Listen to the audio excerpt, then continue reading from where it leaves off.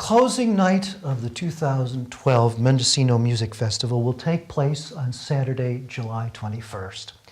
And closing concerts are always very, very exciting. And we've had 26 of them. 25 of them, excuse me.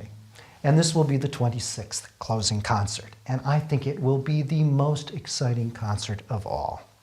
On this program, we're going to begin with Tchaikowsky's Romeo and Juliet overture, which I think is one of the most gorgeous pieces of all times, one of the most romantic pieces of all time. I think Tchaikowsky was a romantic, a man capable of great love, and when you hear the soaring theme of Romeo and Juliet's love, you will be transported.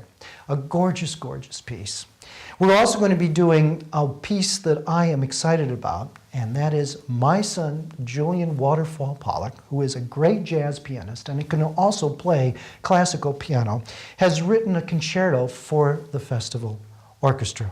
Julian, too, is romantic, just like Tchaikowsky. He's all of 23 years old. I think when this concerto is performed, he will be 24 years old, many, many years. This piece was written in 3 movements. The first movement is entitled East, and it is a description of his life in New York City. It has many moods to it.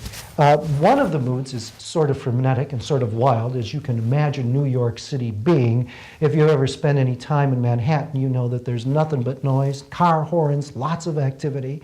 And it sort of describes Julian's life in New York. So it starts with the initial theme of being quite energetic, quite vibrant, lots of rhythm, very jazzy, because Julian's also a jazz player. And then it sort of subsides just a little bit into a very romantic theme.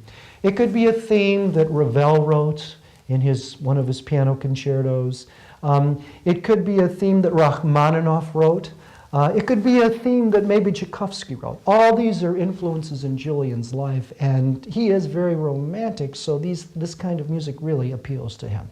And then there's a development section, a middle section that throws all this stuff back and forth between the orchestra and the piano, very, very jazzy. If you look at the orchestra members playing, you'll see them both sweating it out, because orchestra players don't always play jazz, and sometimes it's hard for them, but you also see smiles on their faces because it's so much fun to play.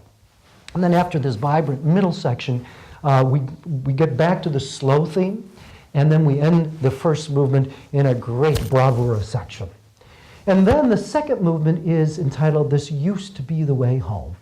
And this is a description of Julian's wanderings through New York City, remembering that he used to live somewhere with a girlfriend of his in the past. And as he walked down the street, he realized, this used to be the way that I would go home and be with this girl. And it's a very nostalgic movement. It's a very sad movement, but it also has a certain youthful optimism to it. It begins with some very beautiful, sustained sounds in the strings, which are very dissonant and give a sound, a feeling of being lost, which is how Julian felt when he was walking through the streets. It's almost as though you can't find your way. The familiarity of the sounds also helps you realize that you're not completely lost, but you're just a little bit unsettled because things are familiar and yet they're not familiar. And after about a minute and a half, the piano comes in and slowly brings the audience to one of the most gorgeous themes you'll want to ever hear. It's a theme that is nostalgic, but also very positive and extremely beautiful. It too could have been written by Rachmaninoff or by Ravel. And then Julian takes this piece and goes into another section where he sets up sort of an ostinato that the orchestra picks up, and he starts improvising. And it's got a little bit of rhythm to it, which finally breaks out into a huge statement by the orchestra of this gorgeous theme. And then the piece ends, the slow movement ends, in sort of a cloud of sound, sort of like a soundscape, where these chords that Julian had suddenly blossom and then die away in the same sort of lost feel that they began with. And then the last movement is entitled West. And Julian was born in California, in the Bay Area, and has lived in Albion, California, which is right next to Mendocino, and has also lived in Berkeley. And it is a description of how Julian felt when he came home from New York, and the plane would be flying just past Sacramento, moving toward the Bay Area, and he would see this vibrant place in front of him. And he felt nothing but joy and delight as he saw the Bay Area and felt that he was coming home.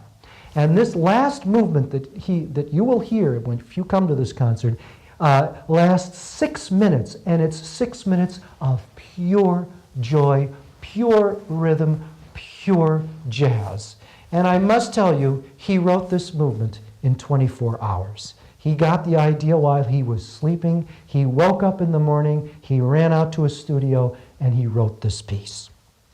The last piece we're going to be playing in this concert, the only way we could have ended this piece would be to end with Mussorgsky's Pictures in an Exhibition. Mussorgsky wrote this piece. He wrote it for piano. It is a description of what it's like to go to a gallery and see pictures, and what it's like to stroll through the gallery. And the whole piece opens up with what one could call strolling music, and probably something that will be recognized by all audiences. And each of the movements in this piece all seem to show a different picture in the gallery. And this ends up, the whole piece ends monstrously big. Great, great big orchestra, great percussion as we see the gates of Kiev in front of us. So this is going to be a really exciting, exuberant concert with nothing but great music in it.